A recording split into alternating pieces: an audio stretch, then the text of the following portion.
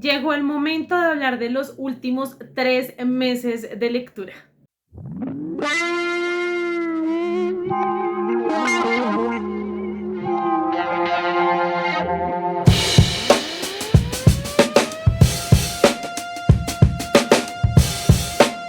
Hola, hola viajeros, ¿cómo están? Llegamos a uno de mis videos favoritos de grabar, aunque no sé qué tan buena idea sea hacer esto cada 3 meses, porque la pila de libros que se ha acumulado es bastante. He leído un total de 16 libros durante todos estos 3 meses y es como wow, o sea, un montón de historias. Pero al mismo tiempo quiero como aprovechar este video para hacer ese análisis de mi reto de Goodreads, porque voy bastante colgada. Les quiero contar más o menos cuántos libros voy, que creo que son como unos 50 y punta. Y pues ya para este punto debería estar como un poquito más de la mitad, ¿no? Como de este reto. Si quiero alcanzar a leer los 60, vean, voy 56 libros. Según Goodreads voy 19 libros detrás de lo que debería ir en este reto, así que estoy bastante colgada, no creo que la vaya a lograr, pero les he dicho en muchas ocasiones que para mí este reto es algo muy divertido. Yo disfruto mucho cuando termino un libro, como abrir mi celular, poner en Goodreads que ya lo leí, poder ponerle estrellitas, poder contarles como qué me pareció. Es algo que me gusta mucho hacer, más allá de si leo como cierta cantidad de libros o no, que no les niego que amo cuando pasa esto de que en un mes logro leer 100 libros, por supuesto que sí, no por la cantidad, sino porque pude leer muchísimo. Y este año, el 2024, ha estado marcado por varios meses donde he leído un par de libros, entonces obviamente pues eso ha bajado un montón en ritmo de lectura, pero la verdad es que estoy muy feliz con las lecturas que he tenido. Han sido historias increíbles, experiencias literarias maravillosas, así que vamos a comenzar a hablar de cada uno de ellos. Antes de pasar a hablarles de los libros, me gustaría mucho que si aún no se han suscrito al canal puedan hacerlo aquí abajo, dándole el botón de suscribir y activando la campanita de notificaciones para que YouTube les avise cada vez que suba un nuevo video. Todos los miércoles estamos en live con letras en vivo con diferentes temas muy interesantes, y todos los domingos a las 10 de la mañana, hora Colombia, hay un nuevo video aquí en el canal, así que para que no te pierdas de nada, por favor suscríbete allá abajo. El primer libro que leí durante el mes de septiembre, ¿cuál va antes de septiembre? Enero, febrero, marzo, abril, mayo, junio, julio, agosto, septiembre. El primer libro que leí en julio fue Sombra de la muerte de Annie Arbeláez, un libro que leí gracias al BookTour Colombia, que este año tiene su 6ª edición. O sea, llevamos 6 años haciendo esta dinámica, es absolutamente increíble. Siempre terminó como descubriendo unas historias muy interesantes, y este fue el caso con Annie, que hace mucho la quería leer. Yo tuve la oportunidad de tener un panel con ella en la Feria del Libro de Bogotá, hablando justo del BookTour Colombia, y es muy especial que haya sido en este mismo contexto de dinámica que haya podido leer su libro, además porque sé el esfuerzo que hay detrás de la publicación de este libro. Se publicó de manera independiente. Annie tiene como una editorial que se llama Escritores Nemocine, que además de publicar varios libros, tienen como justo una escuela para varios escritores. Entonces a mí la labor que ella hace en cuanto a cultura me parece increíble, y pues me dio mucha emoción precisamente por eso leer su libro. Sombra de la muerte es la historia de Alana. Ella es una chica que está maldita, tiene como una maldición, y por eso como que todo el mundo en el pueblo la rechaza, y pues ella ha tenido que vivir como muy aislada de la sociedad. Sin embargo, en un momento va a conocer a un personaje que se llama Noche, que también está maldito a su manera, ¿no? Como que tiene un pacto con una bruja ahí medio como complejo, pero algo va a pasar entre ellos dos, y es que el hechizo que Alana tiene como que no lo va a afectar a él de la misma manera, y ahí es donde van a comenzar a salir varios secretos a flote respecto a la identidad o a la verdadera identidad de Alana. Es un libro muy sencillo de leer, me gustó mucho la escritura de Annie porque realmente fluye bastante, fácilmente se puede leer de una sentada porque es muy fluido, y sobre todo tiene como esta aura de cuentos de los hermanos Grimm que a mí me encanta. O sea, yo era de las que me levantaba temprano los fines de semana a ponerme los cuentos de los hermanos Grimm porque me encantaban ese tipo de historias, y esta tiene como unas vibes muy parecidas. Además como que se siente que los personajes son bastante jovencitos, entonces para este como lapsus que tenemos en cuanto a literatura juvenil, que no hay mucha que sea realmente para jóvenes. Estos jóvenes que ya no son tan niños, pero tampoco es que sean adultos, bueno, creo que este libro puede ser perfecto para ese tipo de edades, que bueno, no sé cuál serían, ustedes ya como que conocen a sus niños, pero si les gusta la fantasía, creo que es una gran opción. El otro libro que leí durante el mes de julio, que creo que fueron los únicos 2 libros que leí durante ese mes, fue Catanazo al amor romántico de Raquel Rivas Rossi. Oigan, estuve buscando ese libro como por todas mis estanterías, pero no lo veo. Creo, si no estoy mal, que se lo presta a mi hermana. Pero en mi cabeza ella ya lo había leído y después me lo leí yo, pero no logro encontrar la novela gráfica, no sé dónde está y me da mucha tristeza porque esa novela gráfica está firmada, seguramente no la perdí, o sea, no es que la haya perdido, la debo tener prestada, alguien la debe tener, pero pues para grabar este video no la encontré.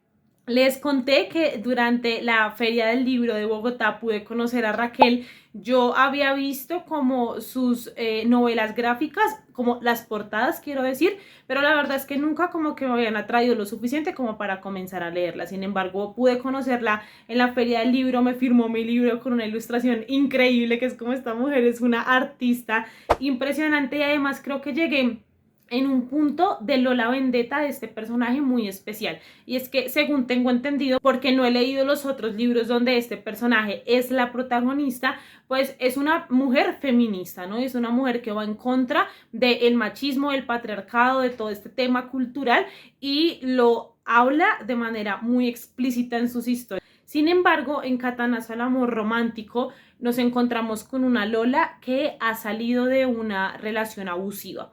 Ella tenía un novio que la violentó de muchas maneras y estamos viendo su estrés postraumático, porque las relaciones de violencia también generan el estrés postraumático. La verdad fue un libro que me gustó mucho, que me permitió conversar cosas, por ejemplo, con mi esposo muy interesantes de, oye, ¿cuáles son estos límites difusos? ¿Sabes lo que sucede, no? Como en la mente de una mujer, sobre todo, que es violentada, ¿no? Estos comentarios de, ¿por qué no habló antes? ¿Por qué se le ocurre hablar hasta, no sé, 7 años, 10 años después?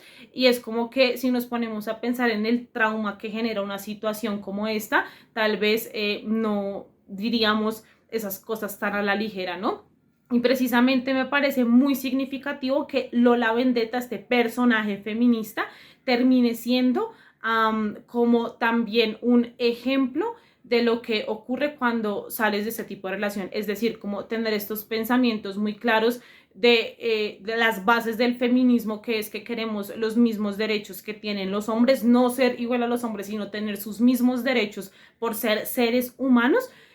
Incluso cuando tienes eso muy claro en tu cabeza y cuando tu vida la vives conforme a eso, puedes terminar cayendo en este tipo de relaciones porque somos seres humanos, porque cometemos errores y creo que eso es como lo valioso también de esta heroína, podemos llamarla, ¿no? Y es que también comete errores, también tiene como pensamientos muy oscuros y tiene que enfrentarse a estos momentos de decir no más, de pedir ayuda, de recurrir a este círculo de amigos que pueden como sacarla adelante en toda esta situación. Entonces la verdad me encantó, creo que para acercarse a este tema, incluso como para jóvenes, ¿saben? Como para jovencitas y jovencitos que no estén entendiendo como mucho de qué va todo esto, de qué es lo que se critica respecto a relaciones abusivas y todos los matices que hay, ¿no? Porque lo más obvio es decir, pues me pegó, ya está siendo abusivo, ¿no? Pero hay muchos más tipos de manipulación y creo que justo Raquel aquí hace como un análisis y supongo que hay detrás una investigación para poder plantearlos de manera muy clara y mostrar realmente las consecuencias de este tipo de relación y también estas red flags para que no vayamos a caer en ningún momento en alguna de estas. Y pasamos al mes de agosto, donde pude como volver a retomar mi ritmo de lectura y comenzó con este librito de por acá, La empleada de Freida McFadden. Yo la verdad es que desde que vi este libro tenía muchas ganas de leerlo porque además lo han recomendado bastante dentro del thriller. A mí me gusta mucho este género, me gusta mucho leer thriller, pero también como que hace cosas en mi cerebro que digo como tampoco es sano para mí leerlo de forma tan seguida. De hecho, puedo hacer un video entero hablándoles de los thrillers que tengo pendientes, sobre todo en físico, porque me han llegado un montón en los últimos envíos editoriales y todos me llaman muchísimo la atención. Pero pues estaba viendo muy buenos comentarios de este libro y finalmente me decidí a leerlo y oigan, lo amé, o sea, qué increíble. Este libro lo leí de regreso de Madrid, ¿no? Como en el vuelo Madrid-Bogotá, que fueron como 6-7 horas y me lo acabé prácticamente en ese vuelo y ustedes no saben yo cómo estaba impresionada por todo lo que estaba ocurriendo en esta historia. Básicamente tenemos a la protagonista, que se me olvidó cómo se llama, Millie. Millie se llama la protagonista.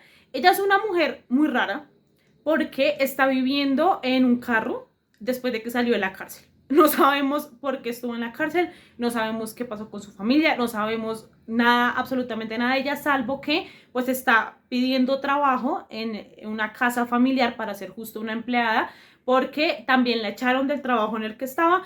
Y si se llegan a enterar como estas personas de libertad condicional y todo esto, que ella como que no está haciendo nada con su vida, pues seguramente como que la pueden devolver a la cárcel y pues también necesita como sobrevivir, ¿no? Entonces requiere dinero y por lo tanto requiere un trabajo. Ella está muy asustada porque pues si alguien revisa su expediente se va a dar cuenta que estuvo en la cárcel. Y llega a una casa que es como el sueño para ella, que no le importa como dormir en un cuartico como justo de servicio con tal de no seguir durmiendo en el carro, ¿no? Y sorprendentemente la aceptan en esta casa. Ella conoce a Nina, ¿no? Que es como la mujer de la casa, justo la que la contrata a su nueva jefe, y es una persona muy acomodada con grandes oportunidades económicas, entonces ella dice cómo le va a seguir la cuerda y pues está muy muy feliz como por tener este trabajo, ¿no? El problema es cuando conozca al esposo de Nina, que le encanta, o sea, es como, qué hombre tan espectacular, me fascina, me enloquece, pero pues es el jefe, ¿no? Y es el esposo de Nina, ¿no? Que Nina además tiene como unos comportamientos bastante extraños, como que es bipolar. Justo ella empieza a escuchar cosas que incluso puede ser médica, ¿no? Como una cuestión médica, y es que está muy bien, le regala unos vestidos y después que ya no, o sea, como que tiene un vaivén de emociones muy, muy fuerte. Y van a ocurrir un montón de cosas. No les quiero contar nada más, pero ese es como el gran conflicto de la historia, ¿no? Como esta tensión que hay entre Millie y como su jefe, ¿no? Este señor. ¿Y qué va a pasar ahí? Oigan, pero ustedes no se van a esperar lo que ocurre en este libro.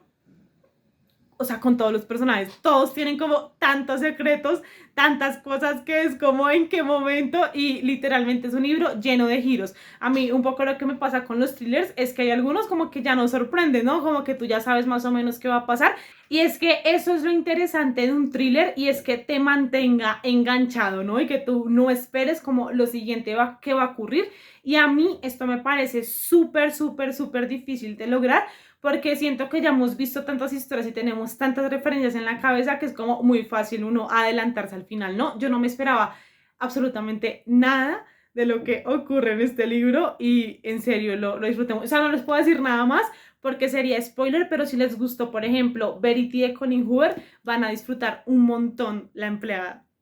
Léanselo, por favor.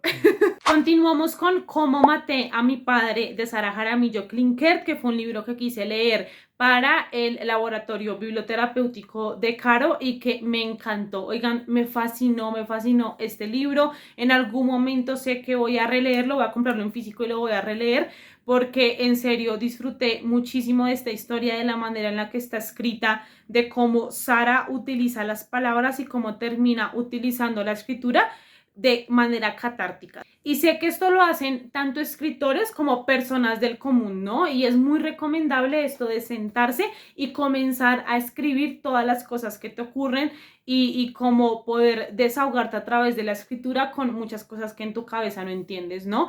Pero creo que además como de este proceso catártico que podemos evidenciar en Cómo maté a mi padre, sin duda alguna, Sara Jaramillo tiene muchas estrategias literarias en cuanto a construcción de escenas, a uso de las palabras, a creación de metáforas, a tenerte como enganchado como lector, que hace que la experiencia sea supremamente increíble. Yo sé que justo el título de este libro puede dar a entender que es como también un thriller, ¿no? Como que si se malinterpreta puede verse por ese lado, pero en realidad este libro es el testimonio o como la vivencia de Sara Jaramillo frente al día en el que asesinan a su padre y cómo ella se convierte en una niña que adoraba a papá y termina siendo una persona huérfana de padre, ¿no? Y qué implica eso para su vida, qué implicó para su familia, cómo este asesinato está marcado también y está atravesado por la violencia en Colombia y este análisis, ¿no? De cómo la violencia termina metiéndose en casa. Es un libro increíble, es cortico, realmente se lee muy muy rápido, pero cada palabra de Sara la sentí como tan honesta, tan salida como realmente de su interior. Uf, que yo decía, qué valentía la de esta mujer de sentarse a revivir una y otra vez los mismos hechos, porque además no es como que te vaya contando todo de manera lineal, sino que va haciendo saltos en diferentes cuestiones, no se queda solamente con el asesinato de su padre, que ya de por sí es un tema bastante fuerte, sino que también nos cuenta cosas de un hermano que, por ejemplo, terminó como metido en las drogas, nos cuenta de su infancia, ¿no? Como prácticamente rodeada de naturaleza y como nunca usaba zapatos, ¿no? Y cuando por primera vez tuvo que usar zapatos para ir al colegio, no le cabían porque su pie tenía como otra forma extraña, o sea, como todas estas cosas que realmente es muy increíble, o sea, de mis autobiografías favoritas. Empezó a llover, esperemos que no llueva muy duro para poder terminar de grabar este video. Terminé por segunda vez Don Quijote de la Mancha de Miguel de Cervantes Saavedra.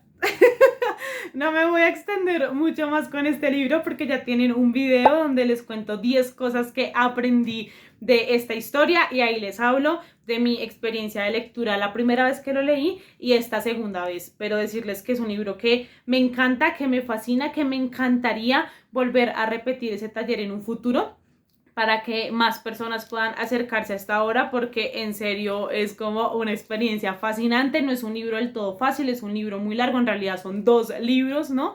Entonces sí como que cuesta más y sí requiere mucha más intencionalidad de nuestra parte, pero la verdad es que vale toda la pena del mundo, yo lo amo mucho y si ustedes tienen la oportunidad de leerlo, por favor léanselo porque realmente se entiende todo el resto de novelas que se han escrito para acá gracias al Quijote, de mis favoritos también. Y aquí llegamos a un libro no tan favorito que fue la primera parte de Los Pilares de la Tierra de Ken Follett. También tienen subido al canal la charla final de ese libro, aunque claro, tiene muchos spoilers porque pues ya lo habíamos leído como en club de lectura y ahí es donde nos desahogamos de todos nuestros pensamientos, entonces hay varias cositas como que espoliamos ahí.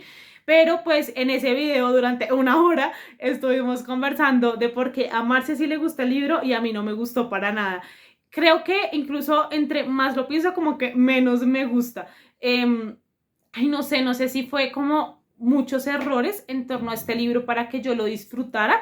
De mi parte, por ejemplo, el no tener claro en qué momento de la Edad Media se situaba, porque hay muchas cosas, sobre todo de contexto, que yo realmente no logré meterme, yo no me sentía en la Edad Media y seguramente es porque esto que les decía de los hermanos Grimm, ese es mi concepto de la Edad Media, o sea, como que yo estoy es en ese momento, pero claro, hay toda una parte de tema de oscurantismo y todo esto que también es Edad Media y que sobre todo ahí está situado el libro. Pero yo les decía, tanto en el Reading Blog como en la charla final, que a mí me molestó muchísimo que todo el libro es una manipulación religiosa terrible, que además está en boca de los personajes buenos de la historia y que a mí eso me dice que es algo como que se avala dentro de la historia, como que no hay crítica y yo sé que necesariamente un libro no tiene que causar esto, pero es que ni siquiera la historia me gustaba, ¿no? O sea, como que los personajes no logré engancharme con ellos, me parecían, sobre todo los personajes masculinos, absolutamente sosos, bobos, o sea, no tenían intención de nada, tenían unas motivaciones supremamente egoístas y extrañas y las mujeres, si bien me gustaban mucho, terminaban como enamoradas y era como que se les perdía absolutamente todo el encanto porque terminaban pegándose a estos manes que no servían para nada.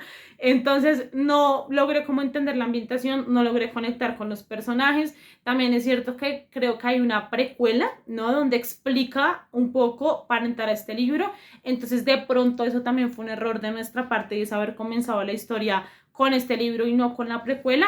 Pero yo la verdad no sé si voy a continuar leyendo el libro. sé que es una saga, pero como que están separados de cierta manera.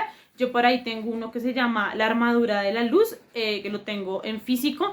Entonces como que de pronto le dé la oportunidad por ese lado, si es que se pueden leer de manera independiente. Si ustedes saben, si se puede leer como todo así distante, por favor díganme, porque yo la verdad, o sea, no me interesa leer más de estos personajes. Por otro lado, leí la segunda parte de Alas de Sangre, que es Alas de Hierro. Yo les había dicho que a mí me daba mucho susto como decir que Alas de Sangre fue de mis libros favoritos del año pasado, porque pues era el primer libro de una saga que ya habían dicho que iba a ser como de 5 o 7 libros. De hecho, el próximo año en enero va a salir el tercero, que es Alas de Onix, que además las portadas son increíbles porque va a ser como plateada y estoy como, ¡oh! O sea, ya están como en preventa y todo y está increíble.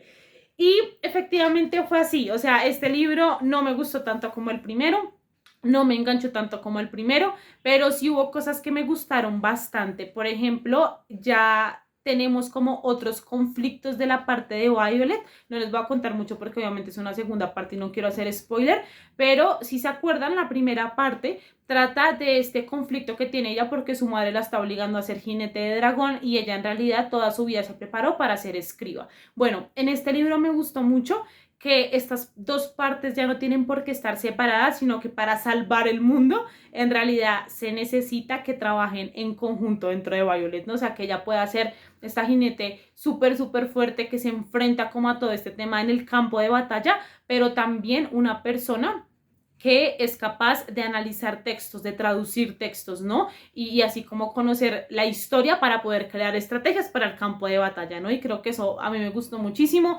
Además, la relación entre Violet y Xaden como que va avanzando poco a poco, siento que muy poco a poco, pero a mí en lo personal esto no me molesta porque sí que la siento realista.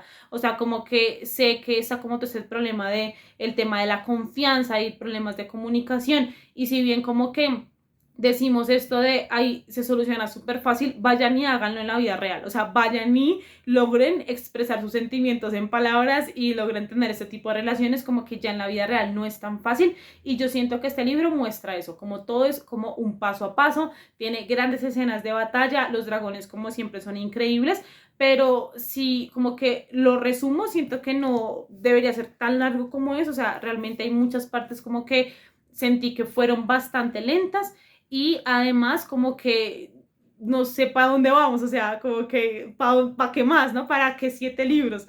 Que esto lo he dicho en muchas ocasiones y es que pues realmente son necesarios, yo no lo sé.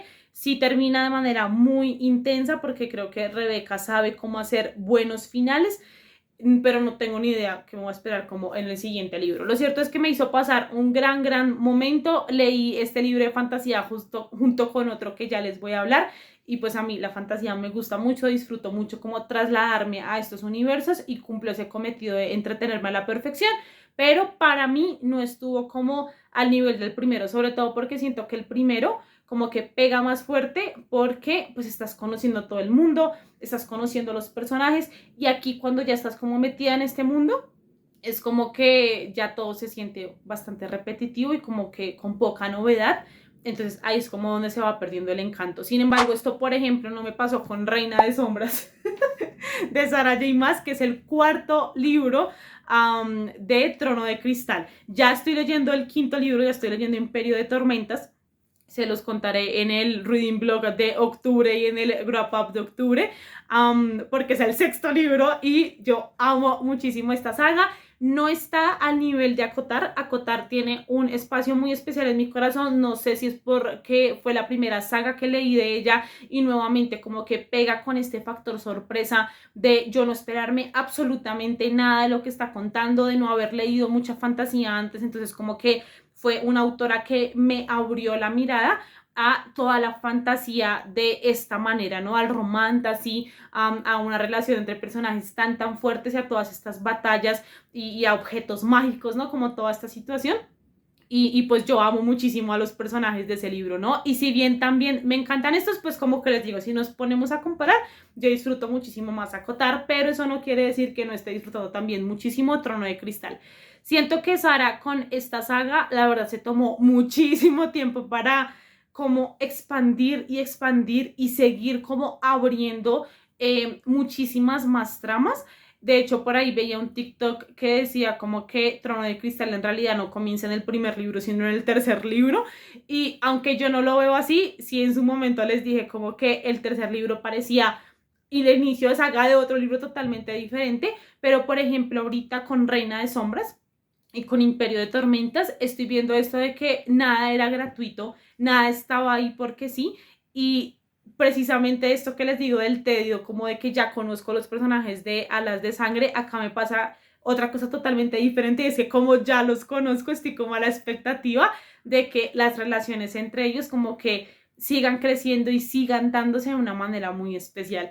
Entonces, Reina de Sombras fue una cosa increíble. Siento que fue un libro bastante light y creo que fue intención de Sarah J. Maas, porque siento que los siguientes se ponen como mucho más pesados, pero en cuanto como a temas anímicos, ¿no? Y de guerras y todo esto, pero aquí fue una cosa más de comenzar a encontrar esos temas de la personalidad de Selina y todo esto de una forma muy interesante. No les puedo contar nada más porque si no les haría spoiler, pero realmente estoy amando mucho esta saga y además amo mucho que tengamos la oportunidad de leerlo en club de lectura y de fangirlear juntas, aunque no a todas les gustó y ya varias se bajaron del barco y eso me parece como muy bien. ¿Saben? Como decir en algún momento este libro no fue para mí. Para mí, Sofía, yo amo profundamente estas historias. Y como este wrap up está muy lleno de libros fascinantes de 5 heladitos, se viene otro. Y es Los Asesinos del Emperador de Santiago Posteguillo.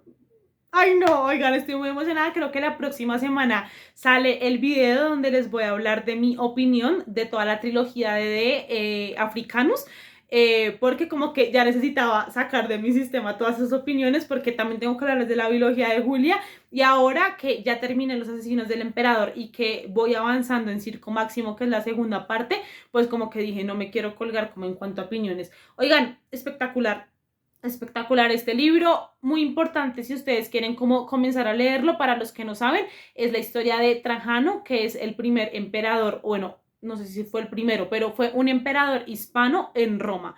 Y Roma tiene como este tema de el orgullo, ¿no? Y de nosotros somos como lo más pro, que es esta cuestión de en qué punto estaba Roma, que decidió que una persona que era como de estos lugares y estos territorios aislados, y que en realidad lo que hizo Roma fue acoger Hispania, ¿no? Lo que hoy es España, que porque estaban tan desesperados y que era lo que estaba pasando alrededor, que dijeron como, bueno, vamos a romper como con todas esas tradiciones de que el emperador de Roma y del mundo en este momento, ¿no?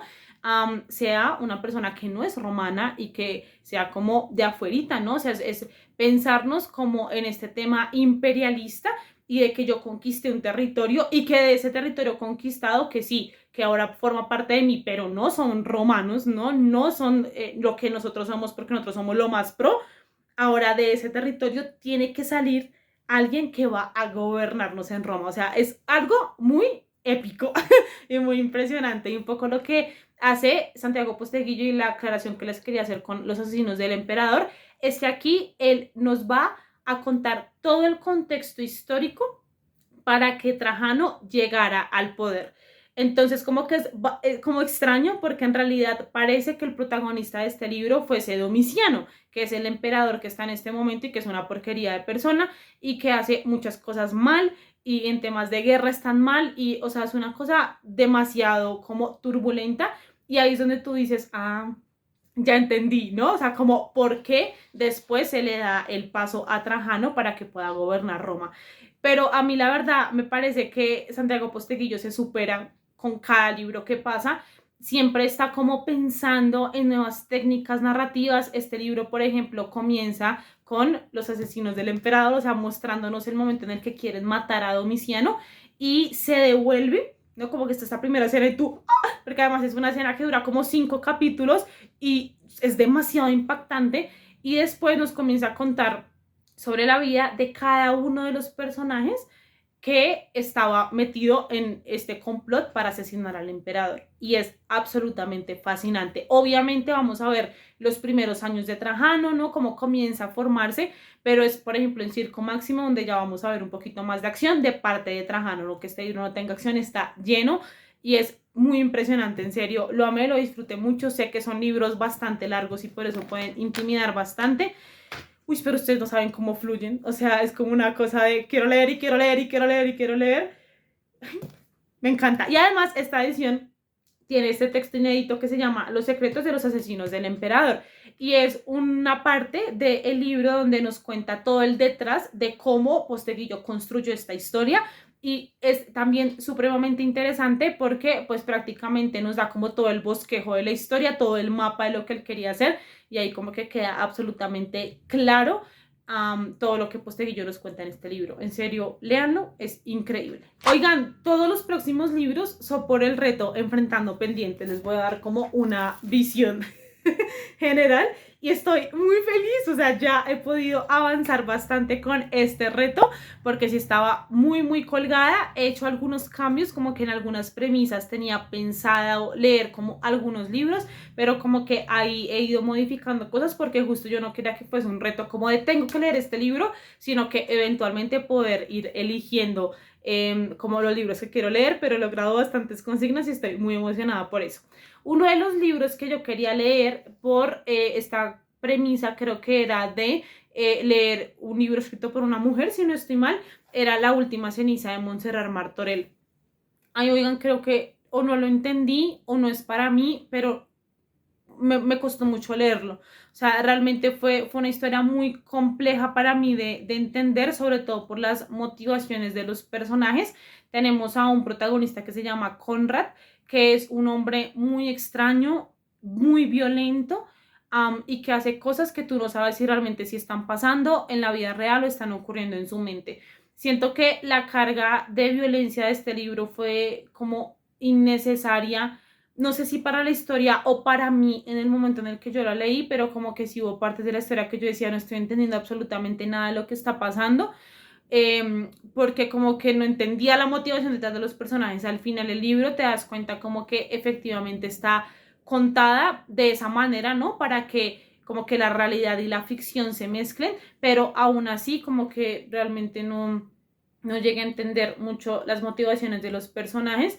Entonces sí fue como esa lectura que dije, como tiene grandes frases, tiene grandes metáforas, explica un poco todo este tema de la violencia hacia la mujer de una manera muy interesante, pero como que la historia no me terminó de convencer, y lo que les digo, como tiene una carga de violencia tan alta que dije, como esto no es lo que necesito en este momento.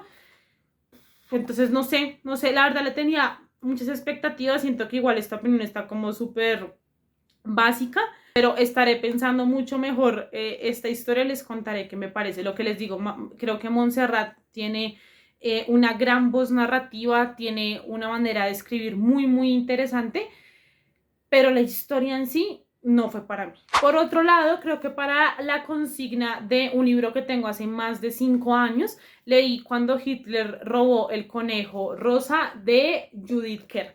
Creo que seguramente algunos conocerán este libro porque me di cuenta mientras lo estaba leyendo y porque busqué el audiolibro y así, que pues es un libro que se lee bastante en colegios. Efectivamente, yo también lo leí en el colegio, pero sin contexto de Segunda Guerra Mundial. Entonces yo la verdad es que no recuerdo qué me pareció en ese momento, no recuerdo como mi experiencia cuando lo leí para el colegio, pero vean, de hecho acá lo tengo como Nicole Sofía 0803, o sea, ¿no? Como que fue para ese momento.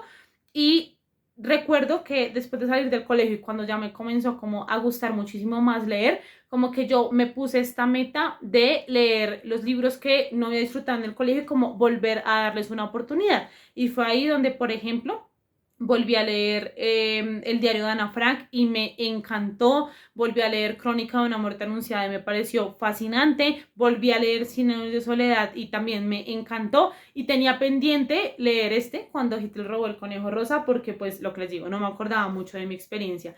La verdad creo que con el contexto adecuado, ¿no? De qué pasó en la Segunda Guerra Mundial y cómo realmente poder introducir al pequeño lector, porque este libro está recomendado desde los 12 años, que sepa como en qué momento de la historia está ubicado este libro, lo pueden disfrutar enormemente. Está contado de una manera muy sencilla, pero también como como íntima, ¿no? Y como muy sentida. De hecho, esta metáfora de que Hitler se roba el conejo rosa tiene que ver con el tema de la infancia y tiene que ver con cómo ella tuvo que dejar todos sus juguetes en Alemania para poder sobrevivir. No es una historia como, por ejemplo, de campos de concentración y así, para nada, porque de hecho la familia de Ana tiene bastantes como posibilidades económicas y ellos logran salir de Alemania, aunque por ejemplo su papá es escritor y no lo quieren volver a publicar en ningún lado por ser judío, ¿no? O sea, sí hay como cuestiones ahí muy fuertes, pero no tan fuertes como para dejar traumado a un niño de por vida, como pasa con otro tipo de libros. Así que creo que es una gran recomendación si tienen niños mayores de 12 años y quieren como mostrarles un poco de esta realidad y de lo que fue la Segunda Guerra Mundial. Tiene partes también muy chistosas en temas, por ejemplo, de hermanos, ¿no? Porque son dos hermanos que se la pasan peleando y es como, no importa que haya una guerra, los hermanos siempre van a pelear. Entonces creo que hay bastantes partes muy interesantes, es escrito de una manera muy sencilla, así que aquí les dejo la recomendación. Y antes de continuar con los otros libros que leí por el reto, también me metí con un libro de romance porque pues tenía muchas ganas de leer romance y leí No es amor, no me encantó. Yo la disfruto mucho, ustedes saben que yo ya me he leído como esta trilogía del amor y los he disfrutado muchísimo estos libros, si bien tienen como una estructura muy parecida, a mí me parece que ella logra como representar a los personajes con como esas cosas únicas de cada uno de ellos, ¿no? Sin embargo, No es amor me pareció en exceso spicy, algo que es culpa mía, pues como comenzar a leer este libro porque la autora lo advierte desde el inicio del libro y es que tiene bastante contenido spicy, entonces como que yo muchas me las salté, la verdad, o sea, como que no me importaba mucho y también es cierto como que los personajes, o sea, no terminé de conectar con ellos porque sentía que estaban como muy aislados en cuanto a su personalidad, ¿no? Como que Ali intentó meterles un montón de hobbies y un montón de pasiones y como un montón de capas que nunca terminaron uniéndose y parecía como ficti, como inverosímil esto de que me gustara un montón de cosas y como que no sé, tampoco me gustó mucho que es un libro como de Insta Love, que se enamoran pues así como súper guau y es como no veo como el momento en el que realmente te enamoraste, ¿no? Entonces como que sí, no, o sea, si quieren leer algo de Ali, léanse alguno de los otros 3 libros, yo tengo muy pendiente Novia, porque sí quiero como explorarla en esta otra parte como de romance paranormal, pero este no me parece su mejor libro. Otra recomendación para pequeños.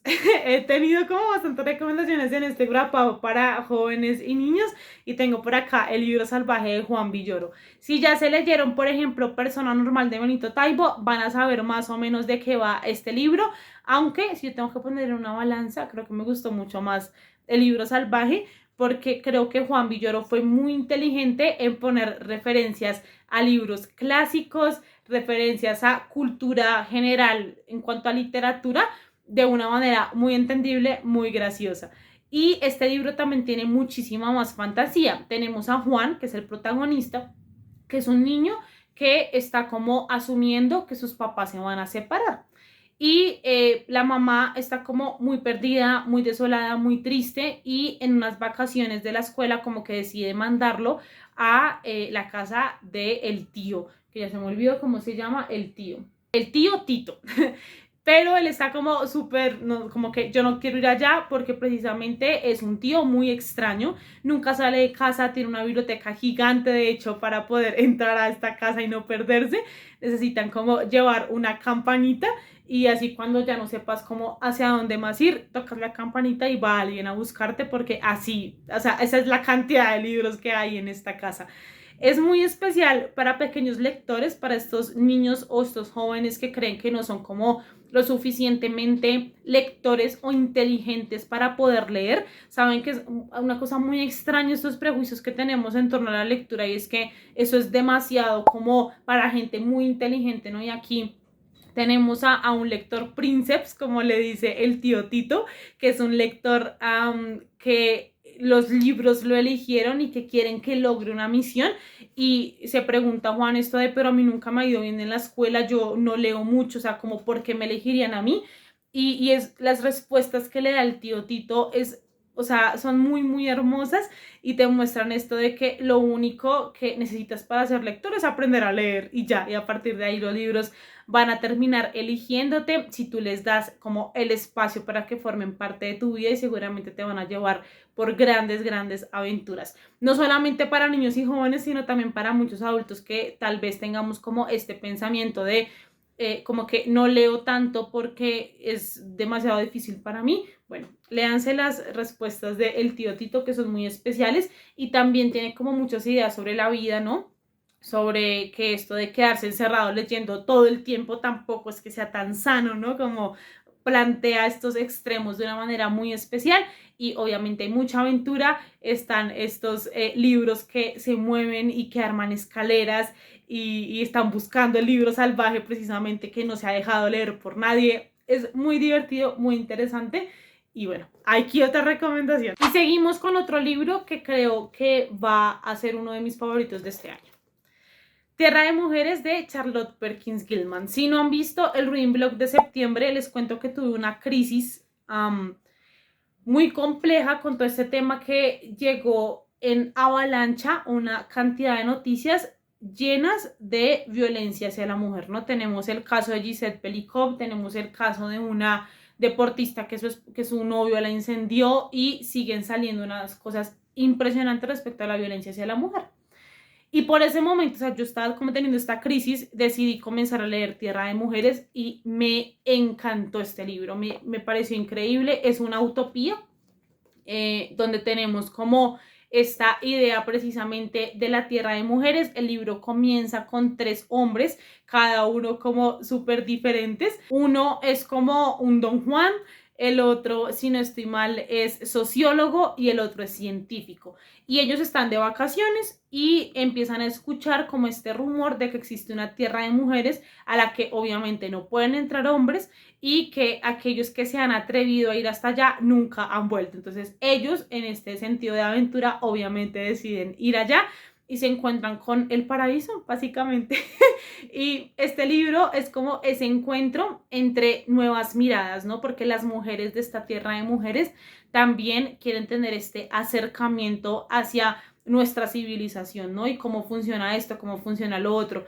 Entonces, a pesar de que ellos en ocasiones sean como bastante bruscos en su manera de entrar a esta tierra y de pretender como gobernarla, ¿no? Tener como este sentido imperialista, que es como que las mujeres dicen, esto no va a pasar acá, ¿no? Es como tenemos nuestras leyes, hemos podido solas y eso me parece muy hermoso. Tiene muchísimas, muchísimas ideas sobre cómo podría ser el mundo si lo intentáramos hacer un mejor mundo. Aquí hay muchas pistas de cómo podemos hacerlo y bueno, creo que es justo esta exploración desde un sentido de curiosidad y de querer entender al otro lo que más me encantó de este libro y nuevamente ver ideas que es posible llevarlas a cabo. Lo amé, o sea, si a ustedes les gustan como estos libros cargados de ideas filosóficas, de mucha conversación, de mucho análisis frente a la vida, seguramente este libro también les va a gustar bastante. Y ahora que lo pienso y que estoy aquí sentada hablándoles de las lecturas, creo que leí bastantes libros que tienen que ver con esto de violencia hacia la mujer, de violencia en pareja y todo esto. Y justo por esta misma línea de peso en el corazón llegó todo el tema de Afganistán y de que ahora hablar en Afganistán, el sonido de la voz de las mujeres es un delito. Por eso decidí leer El secreto de mi turbante, que es una autobiografía de Nadia donde nos cuenta la primera vez que el régimen talibán subió en Afganistán y cómo ella siendo mujer le tocó hacerse pasar por un hombre para poder llevar sustento a su familia porque su único hermano había muerto y su papá estaba pasando por temas de salud mental muy complicados, así que ella junto con su mamá deciden que pues va a robarse un poco esa identidad o no van a decir que su hermano murió, sino que ella pues como que es ahora su hermano, ¿no? Son unos temas respecto a la identidad muy muy fuertes. También es un libro que hace muchas críticas, por ejemplo, hacia las ONGs y eso me pareció brutal.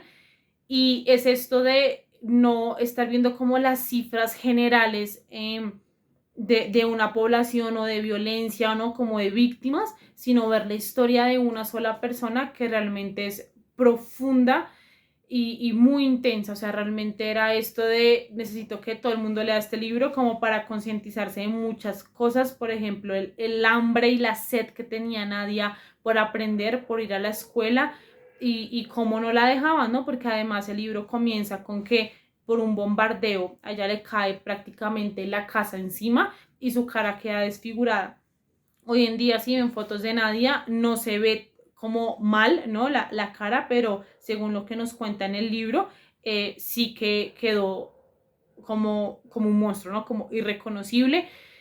Y pues esto también nos enfrenta como a este mundo donde las apariencias son lo más importante, al punto de que no la iban a dejar estudiar porque daba mucho susto, ¿no? O sea, muchas cosas que es muy interesante, muchas reflexiones, no desde este lado de víctima y de pobrecita yo, sino esto es lo que a mí me tocó vivir, lo que le toca vivir a muchas mujeres, porque hay un punto donde Nadia dice como yo no quería contar mi historia o como que no veía tan importante contarla porque mi historia es una más de las miles de millones que hay en este lugar, ¿no? Y imagínense esto, ¿no? Que no sea como un caso aislado, sino que realmente a cada mujer le ocurra esto, es algo muy, muy fuerte y creo que son libros con los que uno genera bastante conciencia. Y el último libro con el que cerramos este Grow Up es Un caballero en Moscú. Otra joya. Oigan, amé muchísimo, muchísimo este libro. Fue el libro con el que me reconcilié con la cultura rusa. Básicamente tenemos como protagonista al conde Rostov, que forma parte de la aristocracia rusa, y cuando gana como todo el tema de la revolución, sube Lenin y está como todo este tema del comunismo, pues claramente ese tipo de familias aristócratas y que tienen mucho dinero y que acumulan muchísimo capital, pues ya no son bien vistas dentro de como todo este nuevo universo, ¿no? Y el conde Rostov además escribió un poema que pues es la causa por la que lo van a encerrar de por vida en el Hotel Metropol, donde pues va a estar ahí confinado precisamente como una medida por hablar en contra del régimen, ¿no? Pero tenemos o sea, como que la situación, yo sé que parece como súper lúgubre y es como una persona que va a estar encerrada toda su vida, pero precisamente la personalidad del conde Rostov es lo que hace que este libro sea una cosa maravillosa. Nos embarca como en toda esta aventura de la cultura, de la comida rusa, de incluso el alcohol ruso, de los libros que se escriben, de las películas que se producen, de la manera en la que son los rusos, ¿no? Y tenemos a este personaje que tuvo la oportunidad de huir, pero no lo hizo por muchas razones que nos irán contando en el libro, y entre esas está como este sentido nacionalista, es que yo soy ruso, o sea, este es mi país y lo amo, ¿no? Y me parece un nacionalismo realmente hermoso. Y además tenemos otros personajes como Nina y como Sofía que son fascinantes, van a ser como una cosa dentro de la vida del conde muy especial, más allá de lo romántico. Y realmente amé muchísimo este libro. Me tocó hacer maratón porque ya me quedaba como una semana de lectura para el club, y yo iba como a estar en el 20%, pero nada, me puse como a leerlo con toda, y en serio es muy divertido, a pesar de que también sea muy reflexivo y sí que nos muestre muchas cosas de lo que implica una dictadura, y sí que tenga claro estos momentos como de tristeza, de nostalgia, de emociones extremas frente a un mundo que ya no reconocemos del todo. Si a ustedes les gusta Rusia, o si no les gusta, pero les gustan estas historias de personajes que tienen que enfrentar situaciones que cambian su vida 180 grados, Un caballero en Moscú es para ustedes.